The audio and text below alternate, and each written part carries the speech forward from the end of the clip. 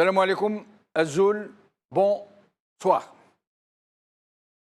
Il ne fait aucun doute dans l'esprit de tous les observateurs algériens un temps soit peu sérieux que l'État français a au moins son mot à dire dans toutes les décisions politiques d'importance qui sont prises en Algérie, tout particulièrement dans le choix du président algérien. Parce qu'en Algérie, pour ceux qui ne le savent déjà, le président algérien n'est pas élu, il est désigné, même s'il y a tout autour des élections de pure forme. En juin 2015, un an après la reconduction du président Bouteflika à un 4e mandat, alors que son état de santé ne lui avait même pas permis de mener sa propre campagne électorale, le président Hollande s'était rendu dans une visite éclair à Alger, où il avait déclaré dans une conférence de presse qu'il avait eu 2 heures d'entretien avec Abdelaziz Bouteflika et qu'il avait été impressionné par, je le cite, la grande maîtrise intellectuelle dont a fait preuve le président algérien. M. Hollande avait même déclaré qu'il était rare de rencontrer un chef d'État qui a une telle alacrité, cette capacité de jugement. Ce sont ses propres termes. Et que la qualité de la discussion qu'il avait eue avec le président Bouteflika pendant près de 2 heures était particulièrement intense et particulièrement élevée, toujours selon ses propres termes. Et plus encore, pour bien nous démontrer que nous avions tous tort de penser que M. Bouteflika n'avait même plus la capacité de réciter la table de multiplication de 2, le président Hollande nous déclara, en nous regardant dans le blanc des yeux, que le président algérien a toutes les capacités. Et il l'a montré, nous dit-il, pour apporter sa sagesse et son jugement pour régler les crises du monde, toujours selon ses propres termes, que j'étais en train de citer. Pourtant, et là où tous les Algériens, y compris ceux qui ne disent rien, mais qui n'en pensent pas moins, c'était dit que le président Hollande voulait leur faire avaler des couleuvres, puisque depuis son AVC en 2013, il était visiblement dans l'incapacité la plus totale de s'exprimer correctement et encore moins de gouverner. Nous allons tout à l'heure regarder, ou plutôt nous allons les regarder maintenant, ces images tournées par une télévision autrichienne, je crois.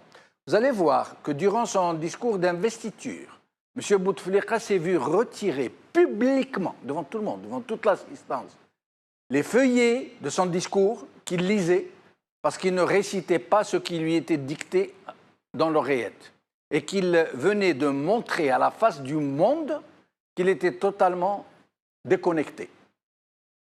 Regardez comment, sur ordre du frère du président, un agent de la présidence allait retirer les feuillets des mains du président. Et n'oubliez pas, pendant que vous regarderez ces images, ce que nous a dit François Hollande sur l'alacrité du grand invalide.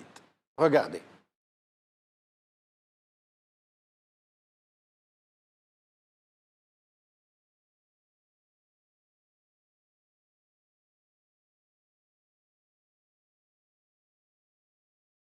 Le président est en train d'envoyer l'agent, et l'agent s'est rendu auprès du président et il lui retire les feuilles du discours. Il lui retire les feuilles du discours les unes après les autres. Voilà. Voilà. Et il part avec les feuillets du discours pour que le président se contente de dire ce qu'il entend dans l'oreillette. Mais il n'y a pas que François Hollande d'avoir tenté de nous faire accroire que M. Bouteflika est parfaitement en état de gouverner. De nombreux politiciens français sont venus, les uns après les autres, à la rescousse de cette obstination à nous convaincre que nous ne devrions pas croire nos yeux, nos oreilles, ni le refus du Conseil constitutionnel de demander tout simplement un examen médical du président, ni ce silence de ce président qui ne s'est pas adressé à son peuple pendant plus de 5 ans. Pendant 5 ans, pas un moindre mot à la nation, au peuple algérien, alors que plusieurs personnalités françaises nous déclarent régulièrement s'être entretenues avec lui de sujets très complexes. Et c'est ainsi, dans des conditions juste hallucinantes, que se passa tout le 4e mandat. Durant tout ce 4e mandat, on prêta au président d'avoir nommé, limogé, écrit des lettres, décidé de choses et d'autres, alors qu'il n'adressa pas un mot, un seul mot aux Algériens. Alors que les personnalités politiques françaises du plus haut niveau nous affirment très sérieusement et très régulièrement l'avoir rencontré, avoir eu avec lui des entretiens très importants et sur des sujets très complexes, comme je viens de le dire. Dans le même temps qu'il était de notoriété publique que le président Bouteflika n'avait que quelques minutes de lucidité relative par jour. Il n'en fallait pas plus pour les Algériens d'en tirer les conclusions qui s'imposaient d'elles-mêmes.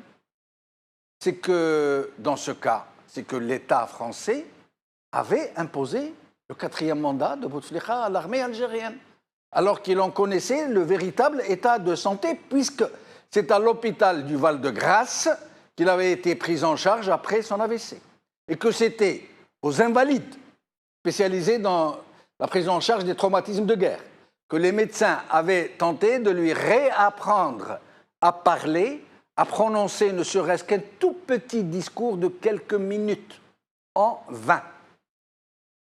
Mais contrairement à François Hollande, le président Emmanuel Macron semblait moins enclin à se faire le complice d'une prise d'otage, à tromper le peuple algérien, à bénir un 5e mandat pour un grand invalide dont tout le monde sait que c'est une mafiocratie qui règne en son nom et derrière son portrait. Et Emmanuel Macron semblait d'autant plus hésitant que des voix avaient commencé à se faire entendre en Algérie qui rendent la France responsable de cette prise d'otage.